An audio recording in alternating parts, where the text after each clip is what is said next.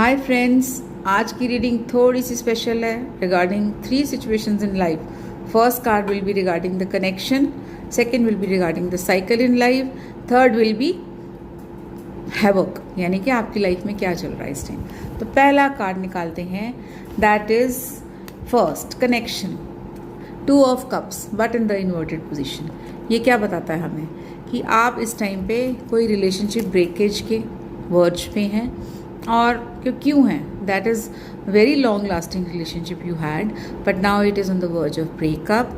तक क्योंकि आपके अंदर आपका आपस में ट्रस्ट ख़त्म हो गया है. कोई बात नहीं, आप सेल्फ लव में हैं इस टाइम. अगर आप सेल्फ लव में रहेंगे तो ऑब्वियसली आप दूसरे की इच्छाओं के ऊपर खरे नहीं उतर पाते. You have to maintain a balance. तो बैलेंस मेंटेन करेंगे तो अच्छा रिश्ता होगा. अब इस टाइम आप बैलेंस मेंटेन नहीं कर पा रहे हैं, इसीलिए गलत रिश्ते हो रहे हैं. सो इसलिए आपको, अगर इसमें यह भी हो सकता है कि कोई आपको अब्यूज़ कर रहा है, कोई आपको बुली कर रहा है, तो प्लीज़ प्लीज़ स्टॉप कर दीजिए, ऐसा मत होने दीजिए. You have to see to this.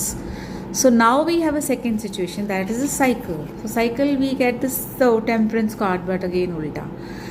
अब इसमें साइकिल्स में साफ दिख रहा है टेम्परेंस कार्ड के कि आपने अपना जो पीछे का जो सारा बैकलॉग है ना, रिलेशनशिप एंडिंग का, सेल्फ लव, ये सब कुछ का, without any respect for others, तो आपने इसको आके गलत आदतों में खुद को डाल लिया है.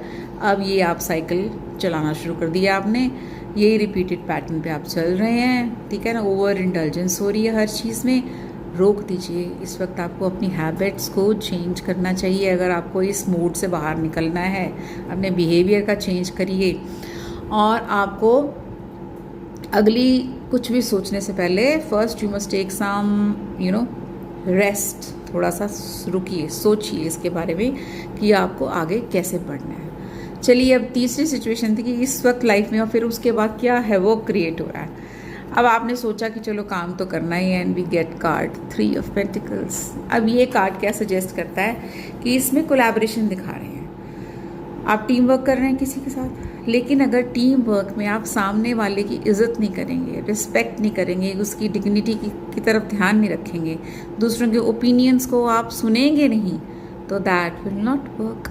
तो इसलिए आपको अपना एटीट्यूड चेंज करना है to create that peace in that collaboration also. तो अपने आप को बदल डालिए. This is the time of change.